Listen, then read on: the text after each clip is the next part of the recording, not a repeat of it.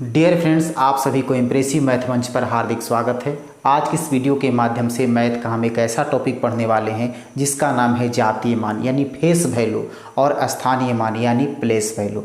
तो face value और place value में क्या अंतर है, ये दोनों में मात्र थोड़ा सा अंतर है, लेकिन ये कन्फ्यूजन करने वाली बात है। तो आज इसी कन्फ्यूजन को दूर करते हुए इसे हम आसान तरीके से समझेंगे। केवल आपको ध्यान से देखना है और समझना है, एकदम दिमाग में सेट हो जाएगा, कभी आपको दिमाग से डिलीट नहीं होगा। तो आइए समझते हैं। तो टॉपिक क्या है कि जातीय मान और स्थानीय मान। तो जातीय मान आखिर कहते हैं हम किसे? तो जातीय मान किसे कहेंगे? तो जातीय मान का मतलब होता है जातीय मान। तो जातीय मान को अंग्रेजी में क्या कहते हैं? इसको कहते हैं हम फेस वैल्यू। क्या बोलते हैं? Face value. और उसके बाद स्थानीय मान। तो स्थानीय मान का मतलब क्या होता है? स्थानीय मान, तो स्थानीय मान का मतलब होता है प्लेस वैल्यू। ठीक है ना, प्लेस वैल्यू। अब यहाँ पर ये देखा जाए, फेस वैल्यू यानी जातीय मान और प्लेस वैल्यू यानी स्थानीय मान। तो फेस वैल्यू यानी कहने का मतलब वो जो लिखा हुआ है उसका चेहरा कैसा है, यानी वो अंक कौन सा है और उसका मान क्या होता है, वही हो जाएगा जातीय मान। और प्लेस वैल्यू यानी स्थानीय मान, वह जिसके बारे में पूछ रहा है वह किस स्थान पर है, उस स्थान के अनुसार यदि उसमें हम मान लिख देते हैं तो वही हो जाता है स्थानीय मान। इसको एक बार फिर से सुन लिया जाए कि जातीय मान किसे कहेंगे? जिसके बारे में पूछ रहा है वह उसका चेहरा कैसा है, यानी उसका फेस कैसा है, उसका मान क्या होगा, वो हो जाएगा जातीय मान। और स्थानीय मान का मतलब क्या होगा कि जिसके बारे में पूछ रहा है वह संख्या में किस स्थान पर है और उस स्थान के अनुसार जब उसके हम मान लिख देते हैं तो हो जाता है स्थानीय मान।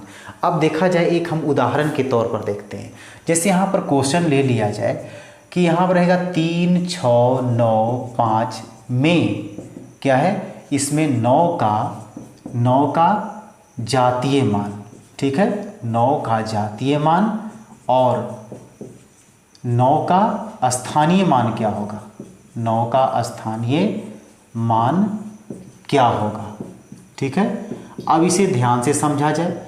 पहले क्या पूछ रहा है कि 9 का जातीय मान। ठीक है ना, तभी क्या बताया? जातीय मान का मतलब फेस वैल्यू। अब यहाँ देखना है किसका फेस वैल्यू पूछ रहा है, किसका जातीय मतलब 9 का। अब 9 को ध्यान से देखना है कि 9 कौन सा जातीय है भाई, इसका चेहरा कैसा है, तो 9 है। इसका मान कितना होता है?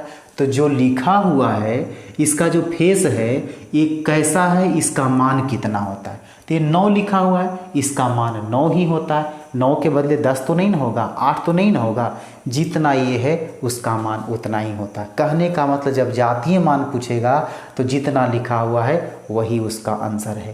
तो यहाँ पर क्या लिखेंगे? 9 का जातीय मान। ठीक है ना, 9 का जातीय मान बराबर कितना हो जाएगा? जितना लिखा हुआ है वही उसका जातीय मान हो गया। लेकिन स्थानीय मान पूछ रहा है। अब 9 का स्थानीय मान। ठीक है, 9 का स्थानीय मान। तो स्थानीय मान अब देखना है 9 इसमें कहाँ पर है। यहाँ पर देखा जाए तो कितना है? 3, 6, 9, 5। अब इसमें देखना है कि 9 का स्थानीय मान पूछ रहा है तो 9 किस स्थान पर है। तो यहाँ से दहा करके देखेंगे, इसमें इकाई दहाई करके, इकाई दहाई, तो कहाँ पर है? दहाई के स्थान। दहाई का मतलब क्या होता है? 10। तो यानी ये 10वां स्थान पर। तो 9 दहा कितना हो जाएगा? 90। तो इसको उतना दिमाग नहीं लगाना, सीधे देखना है किसका पूछ रहा है, 9 का। तो 9 के 9 लिख दिया। 9 के बाद कितना अंक है? तो 9 के बाद 1 अंक है तो इस पर 1 0 बैठा देंगे। तो यानी कितना हो जाएगा? 9 का स्थानीय मान 90। इकाई दहाई का स्थान पर था ना, यहाँ पर दहाई का स्थान पर, यहाँ स्थानीय मान पूछ रहा है 9 का। तो 9 किस स्थान पर है? तो 9 जो है सो दहाई स्थान पर है। ठीक है ना, तो 9 के 9 दहाई के मतलब क्या होता है? 10। तो 9 दहा कितना हो गया? 90। इसको इस ढंग से भी समझ सकते हैं, अन्यथा इसको क्या करेंगे? जितना पूछ रहा है उसको मान लिखेंगे और उसके बाद कितना अंक है उतना 0 बैठा देंगे। अब दूसरा क्वेश्चन इस तरह से लेते हैं। तो 9 का स्थानीय मान कितना हो गया? 9 का स्थानीय मान 90 हो गया। इस ढंग से अब दूसरा को समझा जाए। 3, 5, 8, 3, 6, 7 में किसका? 8 का स्थानीय मान। ठीक है, 8 का स्थानीय मान और कितना? 7 का स्थानीय मान। का अंतर क्या होगा, अंतर ज्ञात करें। ठीक है, इसमें किसका किसका पूछ रहा है, 8 का स्थानीय मान, ठीक है ना, 8 का स्थानीय मान और 7 का स्थानीय मान, दोनों के स्थानीय मान पूछ रहा है। और लास्ट में इसका क्या पूछ रहा है कि अंतर क्या होगा, अंतर के मतलब उसको घटा देना है। ठीक है, तो इसमें क्या करेंगे, 8 के स्थानीय मान पहले है तो लिखेंगे 8 का स्थानीय मान। ठीक है, 8 का स्थानीय मान। अब देखा जाए 8 का स्थानीय मान, तो 8 तो लिख दिया, लेकिन स्थानीय मान कराते किस स्थान पर है, तो 8 यहाँ पर है, तो 8 के बाद कितना अंक है, 1 2 3, तो यहाँ पर क्या करेंगे 1 2 3 यहाँ पर लगा देंगे 3 0। अब उसके बाद 7 के स्थानीय मान कह रहा है, तो यहाँ लिखेंगे 7 का स्थानीय मान, 7 का स्थानीय मान। तो 7 का स्थानीय मान पहले तो हम 7 लिख देंगे, तो 7 के बाद कितना अंक है, तो 7 के बाद कुछ भी नहीं है, तो जब कुछ भी नहीं है तो कुछ नहीं लिखेंगे। अब क्या कह रहा था इसमें, अंतर, तो अंतर का मतलब क्या होता है, अंतर का मतलब घटाओ। इसको यहाँ पर लिख दिया जाए, ठीक है ना। अब इसको घटा दिया जाए, 10 में से 7 गया 3, यहाँ बच गया 9, 9 यहाँ बच गया 7, यही हो गया आंसर। अगर योगफल कहता तो यहाँ पर जोड़ देते, अगर इसमें क्या है गुणनफल कहता तो इसको गुना कर देते, अंतर कह रहा था इसमें हम घटा दिया। ठीक है, अब अगला क्वेश्चन इस तरह से अगर रहेगा, जैसे मान लिया जाए कि 6 3 8 5 9 3 2 1 2 में दोनों दो का स्थानीय मान का गुणनफल क्या होगा, गुणनफल क्या होगा।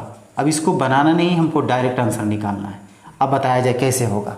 क्या पूछ रहा है, दोनों दो का, इसमें दो कहाँ पर है, एक यहाँ पर है और एक यहाँ पर है, ठीक है ना। तो दोनों दो के स्थानीय मान, तो देखना है पहिल का जो 2 है इसका स्थानीय मान कितना होगा, इसके बाद 2 अंक है, तो यहाँ पर क्या हो जाएगा 2 0। अब ये जो है ये कहाँ पर है, यहाँ पर ही लास्ट में है, ठीक है ना। तो लास्ट में इसके बाद कितना अंक है, कुछ नहीं, तो इसको क्या करना है, गुना करना है। यानी पहला का कितना आया 200, दूसरा के कितना आया 2 आया, इसको गुना कर देंगे तो कितना हो जाएगा 2 दूना 400, यही इसका आंसर हो गया। ठीक है,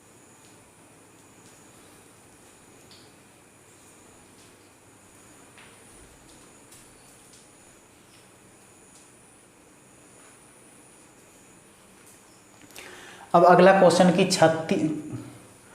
अब इसके बाद क्वेश्चन इस प्रकार रहेगा कि 365.381 में 8 का स्थानीय मान क्या होगा। अभी हमने क्या देखा कि बिना दशमलव वाली संख्या में स्थानीय मान और जातीय मान को हमने निकाल करके देखा, लेकिन अब जो है ना, अब यहाँ पर ये दशमलव वाली संख्या है, इसमें कैसे बनेगा।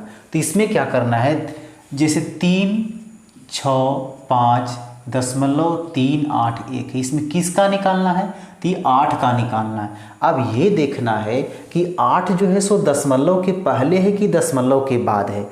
अभी हमने जो पढ़ रहा था वो सारी प्रक्रिया किस में था, तो दशमलव के पहले वाली सारी था। देखा जाए यहाँ पर क्या है कि इसको हम ऐसे ढक दिया, तो दशमलव के पहले जो है, अभी हमने जितना भी पढ़ा दशमलव के पहले वाली संख्या के बारे में पढ़ा, लेकिन यहाँ पर दशमलव के बाद ही संख्या आ गया, इसको हम स्थानीय मान कैसे ज्ञात करेंगे। तो ये 8 जो है ना, ये 8 का तो 8 लिख देंगे, लेकिन दशमलव के कितना दूरी पर है, कितना अंक पर ये स्थापित है, तो दशमलव के बाद कितना दूर पर है, तो 1 2। जब इतना दूर पर है, जितना दूर पर रहेगा उतना ही 0 नीचे हम बैठा देंगे। अगर दशमलव के बाद 3 अंक पर रहता तो 1 पर 3 0, 4 अंक पर रहता तो 1 पर 4 0, यहाँ पर कितना पर है 1 2, यानी 2 अंक पर है तो नीचे क्या करेंगे 2 0 बैठा देंगे। ये हो गया 8 का स्थानीय मान। अब अगला क्वेश्चन में देखते हैं, अगला क्वेश्चन क्या पूछ रहा है कि 3 6 1 5 दशमलव 3 2 1 में 6 का स्थानीय मान। अब आपको यहाँ पर पता करना है कि 6 दशमलव के पहले है कि दशमलव के बाद है। इसमें देखें कि दशमलव के बाद है तो जो भी 0 बैठाना था नीचे बैठेगा, लेकिन दशमलव के पहले रहेगा तो 0 नीचे नहीं बैठ करके बल्कि बगल में बैठेगा। जैसे यहाँ पर 6, तो 6 कहाँ पर है, तो 6 दशमलव के पहले है। देखा जी 6 के 6 लिख दिया, तो 6 के बाद कितना अंक है, यही ना अभी हम लोग पढ़े थे, उसमें दशमलव नहीं था तो इसको ढक देते हैं, तो बिना दशमलव का ही हो गया। तो इसमें अगर स्थानीय मान निकालते थे तो उसके बाद कितना अंक था उतना जीरो बैठा देते थे। तो यहाँ 6 है तो 6 लिख दिया, तो 6 के बाद कितना अंक है 1 2, यहाँ पर 1 2। आपके दिमाग में चल रहा होगा कि ये सब भी तो संख्या है, तो दशमलव के बाद वाला को नहीं काउंटिंग करना है, ठीक है ना। ये कहाँ पर हो जाएगा, ये दशमलव के पहले तक ही हो, क्योंकि दशमलव के पहले वाली संख्या का यहाँ पर स्थानीय मान पूछ रहा है। दशमलव के बाद वाला रहेगा तो बाद वाला से काम करेंगे, और पहले वाला रहेगा तो हम पहले वाला से काम करेंगे, ठीक है। यहाँ पर कितना हो गया, तो 6 का स्थानीय मान 6 पर कितना जीरो, 2 जीरो हो गया, ये हो गया इसका। अब इसमें देखा जाए 2 3 5.823 में दोनों 3 का, यहाँ पर क्या है कि दोनों 3 के स्थानीय मान का गुणनफल क्या होगा। तो देखा जाए दोनों 3 कहाँ पर, यहाँ पर भी है और 3 यहाँ पर भी है।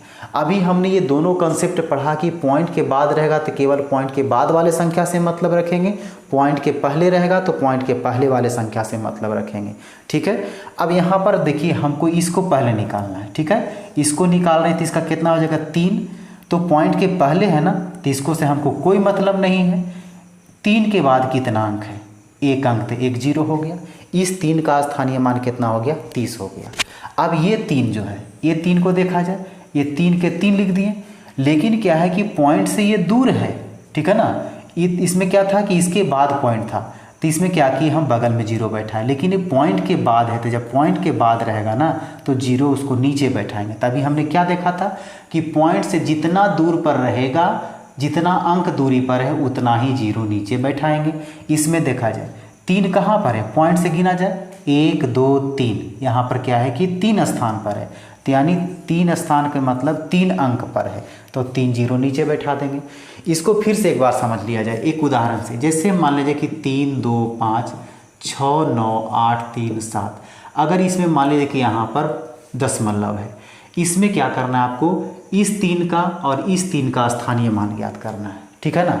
तो दशमलव के पहले वाला क्या करेंगे, इधर से मतलब, दशमलव के बाद में इधर से मतलब रखना है। तो ये दशमलव के पहले है, दशमलव के पहले है तो क्या करेंगे, इसका स्थानीय मान क्या होगा, दशमलव के पहले है तो बगल में जीरो बैठेगा। इसके बाद कितना अंक है, 1 2 3 4, तो 1 2 3 4, इसका आंसर हो गया। अगर इस 3 को निकालेंगे तो इस 3 का स्थानीय मान कितना होगा, 3 के 3 लिख दिए, लेकिन ये दशमलव के बाद है तो हमको इधर से कोई मतलब नहीं है। तो दशमलव से कितना दूरी पर है, तो 1 2, यानी 2 स्थान दूरी पर, तो नीचे में क्या करेंगे, 1 पर 2 जीरो बैठा देंगे। समझ में आया। अगर 7 का पूछता तो 7 तो लिखते, तो 7 दशमलव से कितना दूरी पर है, 1 2 3 अंक पर दूरी पर है, तो यहाँ पर 1 पर क्या करेंगे, हम 3 जीरो बैठा देते। ये हो गया दशमलव के बाद वाली संख्या अंक का स्थानीय मान। अब ये जो है ना, इसका पूरा तो अभी नहीं बन पाया है, इसमें दोनों के स्थानीय मान का गुणनफल, अब दोनों के स्थानीय मान लिख दिए। अब यहाँ पर क्या करना है, हमको गुणनफल ज्ञात करना है।